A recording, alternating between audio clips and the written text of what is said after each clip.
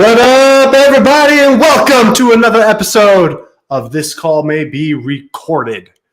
This is the show where we listen to recorded customer service phone calls and coach them up live on the air. I'm Zach Garside. I am your host.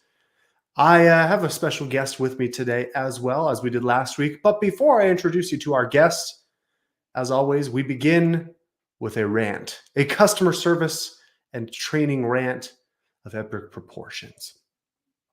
I've noticed something fascinating happening throughout the industry, and that is turnover. CSR turnover. CSRs who get a job working for a contracting business, they work there for some period of time, be it a few weeks, a few months, maybe a few years. Maybe they make a career out of it. But more often than not, I see contractors that are struggling to keep their CSRs employed. Their CSRs come and then they leave because they don't see a future at this company. They don't feel appreciated, wanted, valued.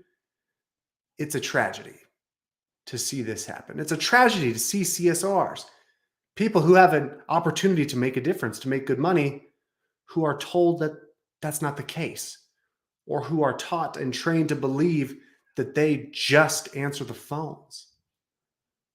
But this is a terrible way to do business. You can't let the people answering your phones believe that all they're there to do is answer phones. You have to show them how much more there is for them to contribute. You have to show them how important their job really is. There are three things that lead to job misery, not just job dissatisfaction, job misery. Those three things are, number one, irrelevance. I don't understand why my job matters. Why am I here? Number two, immeasurement. That is, they can't see how their work contributes to the well-being of the business. They feel like the only measurement of their productivity is how many hours they work. And that's a horrible way to measure long-term productivity. Do you want your career to be defined by the number of hours you put in? Absolutely not. Irrelevance, immeasurement, and then the third and final is lack of recognition, invisibility. They don't feel like anybody notices them. They don't feel like their boss cares about them. They don't feel like anybody knows what matters to them or what's going on in their lives. I recently visited a contracting business where they suffer from CSR turnover. I mean, they cannot keep people in the call center. And so I asked, what are you doing about this problem? And they were very excited to show me their solution they're working on. They're working on a spinning wheel that you can spin and it'll land on a prize, like a candy bar, some trinket. And they're like, oh, this spinning wheel, it's going to be amazing. I can't wait. We're so excited. And I'm like, you mean to tell me that you've got more than 50 people in your call center and none of them want to stay here? Like, they're all fleeing. And your solution to these people feeling like they don't belong is to make them spin a wheel for a prize like they're in fifth grade. That's how you're going to solve your retention problems. If you're going to get your people to stay, to see your company as a viable long-term career path, you've got to find out what matters to them. Everybody has a different language of appreciation in the workplace. Everybody has something different that matters. Some people are highly driven by money. Some people are highly driven by praise, appreciation. They want to be told that they're doing a good job. Some people are driven by connection. You've got to find out what each individual person cares about and then tailor the experience. This is the burden of leadership. Leadership is not efficient. Leadership can't be automated. Leadership is not the kind of thing where you just implement some one-size-fits-all solution and all your problems go away. Leadership is highly inefficient. It's all about the individual, about serving your employees, your team members, one person at a time. So often companies run into this attrition problem. Their CSRs leave because they're optimizing for efficiency. They're trying to make career fulfillment and happiness and purpose an easy, efficient process. Nothing is a bigger insult to your team. If you want your people to stay, you got to show them that you care about them, not just as a team, but as individuals. If you do that, you might be able to keep them. Rant over. All right. Today I have a guest with me. We're going to make guests a more regular part of the show. I've got with me, drum roll please, I've got one of Power Slaying Pro's finest coaches. She comes from the great Beehive state of Utah. That's where I'm from. America's best kept secret, if I do say so myself. And she has, she's not only one of our coaches who works one-on-one with CSRs here at Power Slaying Pros, but she also coaches our coaches. So if you needed to know if there's some credibility here, that's all you need to know. Not only does she coach for Power Slaying Pros, she coaches within the team. Ladies and gentlemen, please welcome Tatiana.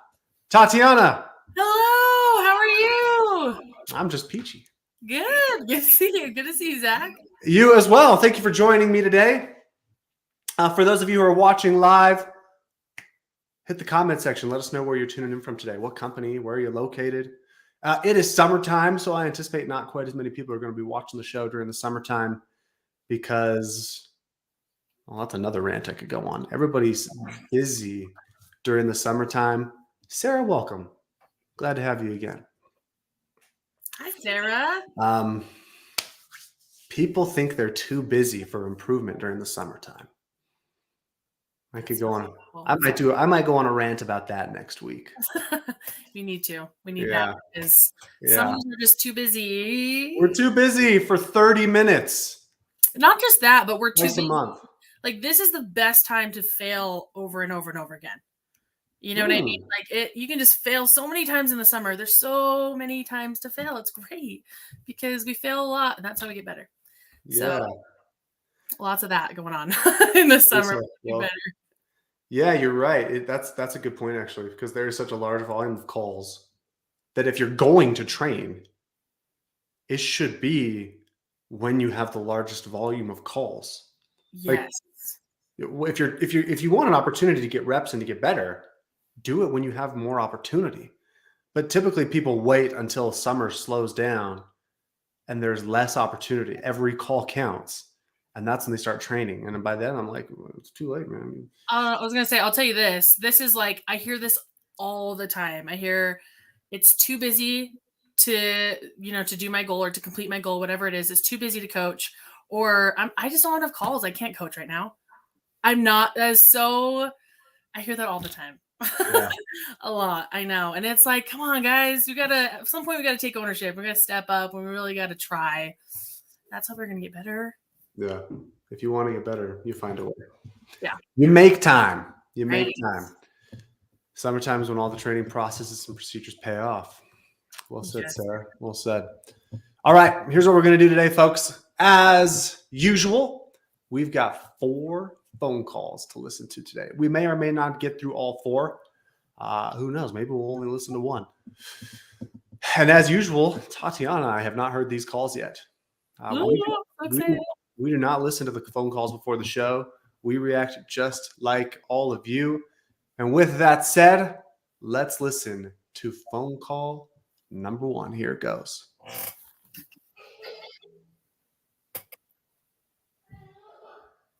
My daughter's kind of sad that she can't be here. If you can hear the crying. Oh, I thought that was the call. I was like, oh, this mom's stressed. I've been there. My daughter. Thanks for calling. How can I help you? I was hoping to schedule service on my furnace. Absolutely. We can take care of that for you. Who am I speaking with today? My name is... Wonderful. And are we just doing some general servicing on it, or do you have any concerns? No concerns, just general service. Okay, yep, that is a wonderful idea. Certainly good to just take care of it. Do you have a day of the week or time of day that works better for you typically? Not necessarily. I mean, what do you have available for anything next week? I do. Next week, we're fairly open. Monday, it looks like I could do still first call between 8 and 8:30. That's the one kind of guaranteed time spot. We also have a third call available between about 11 to 1 or early afternoon between 12 to Okay, what do you think so far? Well, it must be a returning customer because we haven't verified any personal information, right? She didn't get his address or anything. Yeah, nothing yet. Okay, so I feel like she sounds really positive. She's got a great energy on her call, really prepared. She seems to have a really, she's very welcoming. Listen principle. Let's talk about that. What do we know about his issue? I mean, we just know that he needs a service. She did ask if everything, did she clarify? Did she ask if everything was working okay? Yeah, she said, "Is everything working okay? Or are you just looking for general service?" And Okay. he said, "Just general service." Okay, great. We love that. So there you go. That's something that people forget to ask a lot. I also think we forget how important that question is. Because when I'm coaching this, I get a lot of CSRs that say that they're like, well, it's just a basic service. Why do I need to ask, or why do I need to listen, right? Why do I need to listen? And it's not just about getting all the details for the issue, because in that particular case, there's not details to really get. But let's say we send the technician out and now we have we didn't allot enough time for a maintenance, or maybe or vice versa, you know what I mean, whatever it is. Maybe they say they need a maintenance and really it's a service. We needed to change the time. So like there's so much more to take into consideration than just it's, you know, what kind of service they need. Like these details really help with scheduling. My other thought is that was the schedule, or she didn't get she hasn't verified the address, probably showed up. So Yeah, that's my thought. Yeah, I loved absolutely when she started the call. Absolutely, we can help with that. And I think my favorite thing she said was right here. Let me see if I can go back. have a day of the week or time of day. Let's It's a go wonderful idea. right here. Or do you have any concerns? Any concerns? Just No general concerns. service. Okay, yep, that is a wonderful idea. Certainly. That is a wonderful idea. My goodness, compliment the customer for calling you. Like, I think this is an underrated skill, to be able to tell a customer you made the right choice. I think it's really smart of you to call us today. I think that's a wonderful idea. Validate them. Compliment them for reaching out to you. It's kind of like when a customer calls in upset. The first thing you should say is, "You've done the right thing by calling." Mm-hmm. Let the customer know that they've made a smart choice. Oftentimes, that's all they want to hear. If I go tell my wife I called so-and-so heating and air conditioning, I want her to say, "It sounds like you made a really good choice." And then I'm like, "Yeah, you're right. I did. I make good choices, you know, like, Yeah. tell them that, tell them that's a wonderful idea. We can certainly help. I'm glad you gave us a call. We can definitely take care of you today." So I really liked that part of the call right there. That was my favorite. Okay, I like it. All right, let's keep going. I do. Next week, we're fairly open. Monday, it looks like I could do still first call between 8 and 8:30. That's the one kind of guaranteed time slot.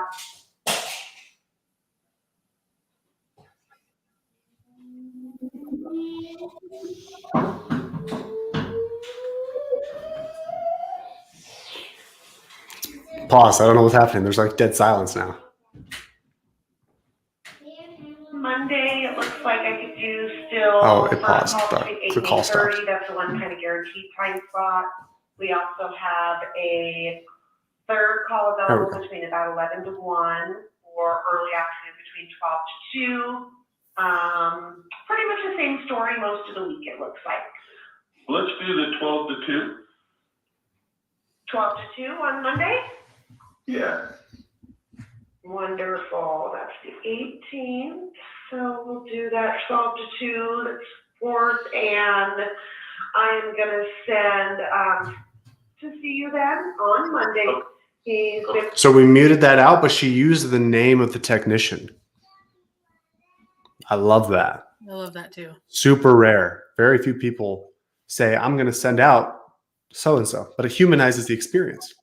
Yeah, absolutely. Her scheduling process was really good. I feel like she's really good at giving a lot of options Mm-hmm. and not limiting and making him feel like he's in control. He has a choice. I really I like love that. Love that. Give him some options. for several years, very thorough, so he'll do a great job doing that servicing. we make sure we keep our vans pretty well stocked, so he'll have the filters and all of that good stuff that he will need to complete the servicing. It's $100 an hour, 1 hour minimum. Okay. Most cases, I say expect about an hour, maybe an hour and a half, just if they got to Sure, clean you up guys a have little done this more, they before. do. We've Yeah, done you've been several here times. before. Good deal. So you're aware. You know our routine. Good Yeah. deal. Let me just pull this up then, verify address and everything. So it's, Yeah, is that right? Okay. yes, Perfect. that's And correct. then it looks like it is the contact, so the best number for It him to call when he is on his way for sure? it is. Wonderful. All right. Well, I do have down to come see you then Monday afternoon between approximately 12 to 2. He'll call when he's on his way. And while he's there, if it's okay, he will go over a couple new service plans that we have that are just a great way for you to save money. Okay, sounds good. Wonderful. Well, thanks so much for calling again today. Thanks for calling, and you get my name if you do have any questions. Thanks. My pleasure. You have a wonderful day. You too. Bye-bye. All right. What did you think? I loved her confidence in building value. That stood out immensely to me because a couple different things. One, she hit on these really great points. She talked about how the service that they were going to provide, she not only used his name, but then she continued to build value on the technician past that. Like, they're really thorough. They'll do a good job. And that's when you know someone's really internalized the build value, is when they feel like they can actually speak from their experience and not just memorized statement. So I felt like she really did. And then she followed up, which was my favorite part, with, and you know all that. You worked with us.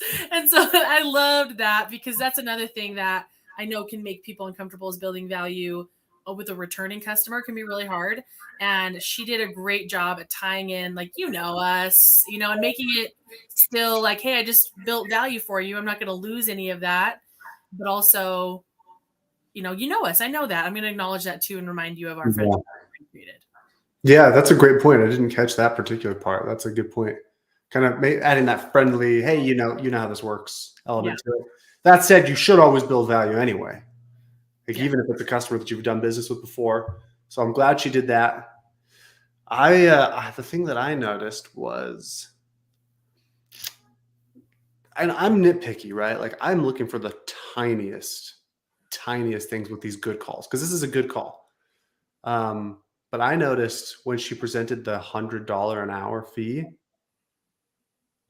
she kind of like, she said, and it's $100 an hour. It only takes about an hour or 2 hours usually.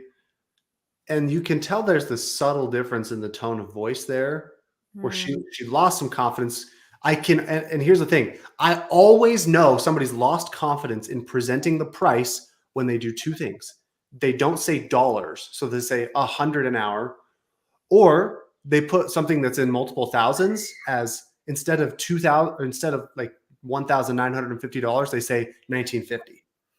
Okay, I have a story. Can I share a story on that really quick? Yeah. Listen, I used to work in the emergency department, and I would take copays from patients. The most awkward, terrible encounter I've ever had was when I told this sweet woman who's sitting there in the emergency room that her copay was $350. You better believe she had a $5 bill. And it was the most uncomfortable thing of my life. I was like, oh, thank you so much. It'll just be $295 more. It was, oh, that's not the best. Oh, I mean, it was so bad. It was so bad. yeah. So right there, because you had some hesitancy saying $350. Yeah. This happens all the time.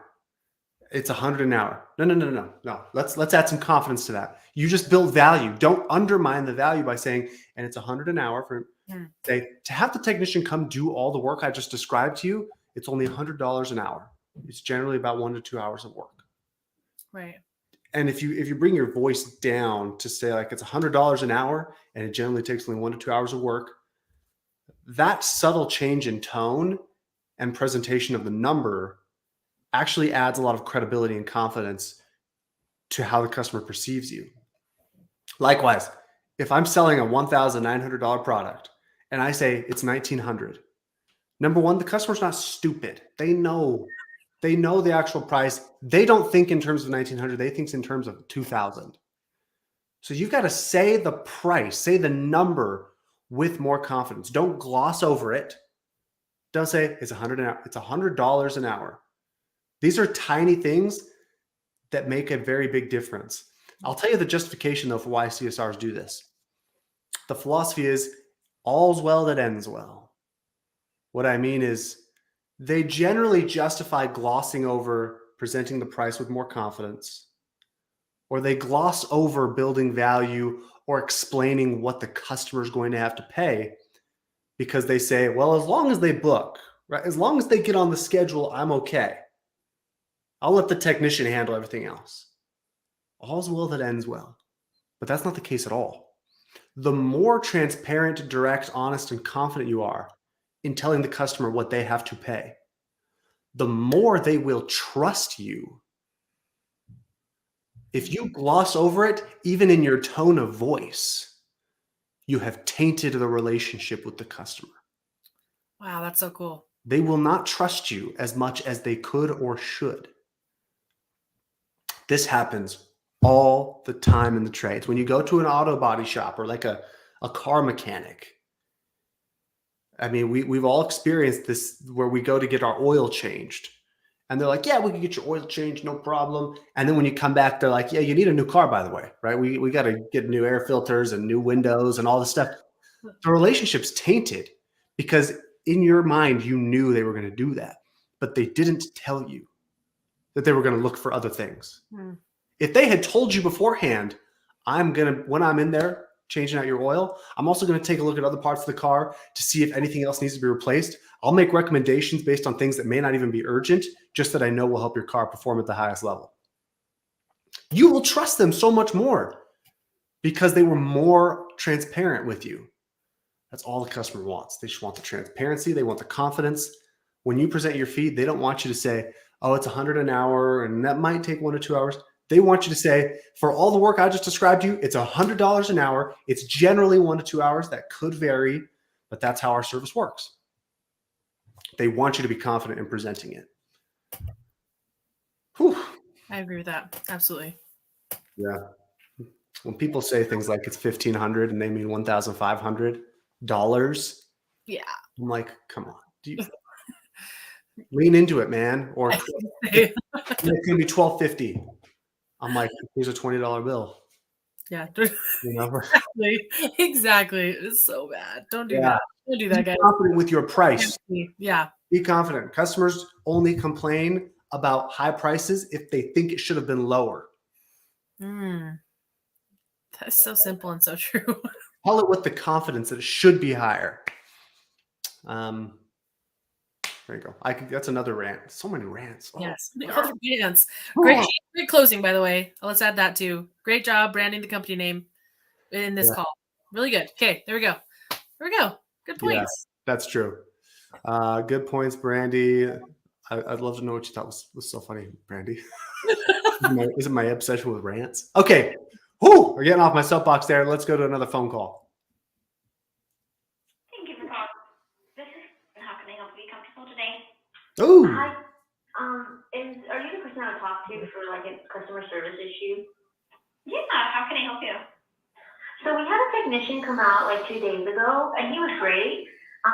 But since he came out, we can't turn on our air conditioning. Like we tried to turn on the heater today, and it's not working. We tried to turn on the AC, and it's not working. And we changed our batteries, so we don't know if he like accidentally reset the system or something because we can't figure it out. Like we've tried to troubleshoot it, we tried to do everything, and he turned it on when he was here. Like I saw him turn it on, and because it's been getting like colder, like we were like, oh, we should turn on the heater, and we couldn't turn it on. It just keeps blinking. Then we're like, is the air conditioning working? And like it just won't turn on. And we changed the batteries, and this just happened since he got here. So I don't know if he accidentally reset something. If he can come out and look at it again or something. Okay, well, let me pull up y'all's account real quick. Thank you. Because he was here for the second half of our home, like nothing to do with our bottom half. Okay. Let's see. Series unit had a temporary zone damper module that only opened with the call from thermostat. It would shut the What are you hearing so far? Okay. Let's imagine for a second that you and I come into work on Monday morning and you're like, oh, Tatiana, I just had the worst weekend ever. And I was like, okay, what do you want for lunch?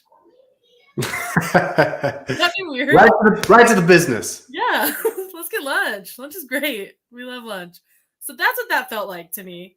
We heard a lot of emotion from the customer. And then I want to empathize with this because I can totally see the wheels turning in a CSR's mind thinking this customer just had a really difficult experience with our company.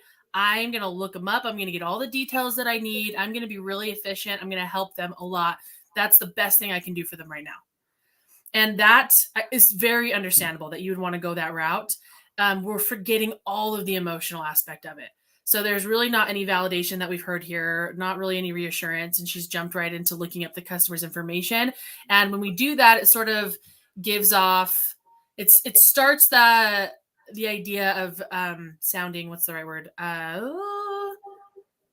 Defensive. There you go. That's what I'm looking for. You start to say, I'm going to look it up. Let me see why. Like I'm trying to find out why this happened. But really the customer isn't looking for why right this moment. They need some validation.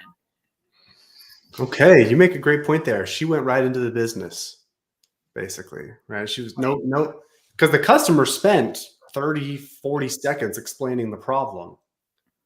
And then CSR's next response was not to rephrase. It wasn't to validate or empathize. It was, well, let's look at your account. Right.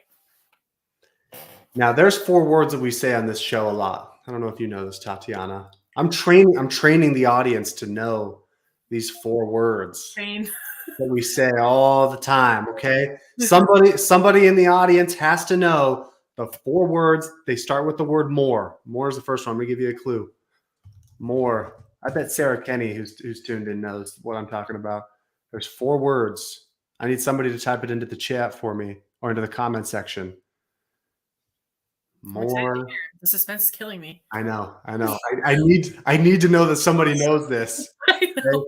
Okay? We're printing T-shirts that say this, for goodness sakes, everyone. Oh my gosh, I need a T-shirt. I don't know what it says, but I want one.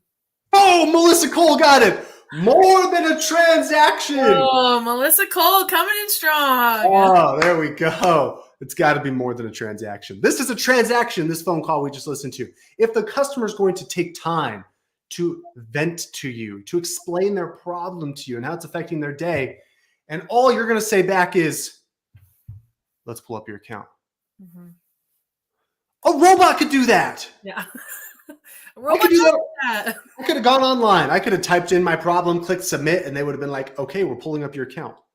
Right. I could train a robot to do that. Don't do what a robot could do. Do what you can do.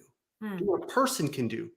It's got to be more than a transaction. Can't see my hand, but I'm like, to hit the comment section right now and write more than a transaction. Don't you dare forget that phrase. That is what we do here. We treat these phone calls like more than a transaction. So far, this phone call is merely a transaction. They need to know you're taking care of them. You're right, Brandy. They got to know you're taking care of them. Let's keep listening, though. I'm curious to know where this call goes. We got another minute or so. Been getting like colder. Okay. Pulling up the account right now. Yeah, then we had one of your guys come out yesterday. Customer's still going. And yeah, last night we were trying to turn on our heat, and it's like nothing's turning on. Okay, let me see real quick. I can have, let me pull up the schedule, that might help. we're like, oh, come on, girl, pull through.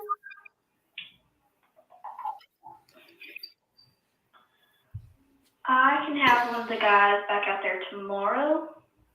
Okay, that's fine. Is that okay? That's fine. Yeah. That's fine. And if I get something sooner, If the customer says that's fine, you're just like everyone else. Yeah, our baby's room's really cold, and so that's why we were turning it on for him, and we're like, Oh, yeah, she's begging for it. She's begging for it. yeah, and I went to buy new batteries for it today, because we were like, okay, maybe the batteries died. And so I went by and replaced them, and then I restarted the system and I troubleshooted. Like I looked up on YouTube how to troubleshoot it with my husband last night, and like nothing's working for some reason. Okay. If it has nothing to do with what we did when we were out there, then there will be a service call fee. And if it does have something to what we had done out there, then there won't be a charge. Okay. Okay, so let me get all these bets put in. I'll have you on there tomorrow between 1 and 5. Hi. I'm dying. Question, Tatiana. Yes. Why would if customers are just logical, rational beings and all they care about is the price and the time and how quickly we can get out there, why then would a customer go to the trouble of telling you that they felt it in their baby's room and then they tried to change out the battery on the thermostat for themselves and that it was too cold for the baby and then it didn't work again? Why would they tell you all these personal details about their lives? She's begging for validation. She's looking for it everywhere. And it's not there. Begging for the empathy. Mm-hmm. Begging for someone to care about the problem. Yes. I hear every blessed day, I hear contractors, I hear CSRs, I hear technicians who say customers just want the lowest price. This empathy stuff, they don't want that. They just want us to get out there as quickly as we can, do the lowest price. Do they want a low price? Yeah, of course. Do they want you to get out there quickly? Yeah, absolutely. But if that's all you do, you're in a race to the bottom. You're just like everybody else.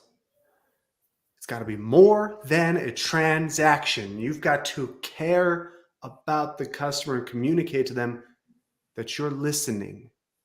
When that customer tells you that they felt that the air was cold in their baby's room and that's what triggered them to get on this problem, you've got to say, oh no, that's terrible.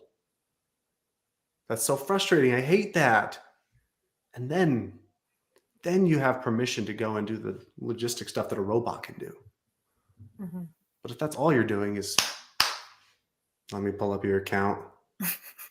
Okay. And I hate it as well that the first thing after that was, if we don't come, or, well, how do you say it? If it's new, there will be a service call fee. Like that was the first response. Oh yeah. It's kind of like what you said. Gosh, I had the worst weekend. Yeah, well, you owe me $10 for lunch still. So yeah. So cop it up. Yeah. All right, I'm gonna get off my soapbox. I'm gonna let you respond to that, and then we're gonna wrap things up.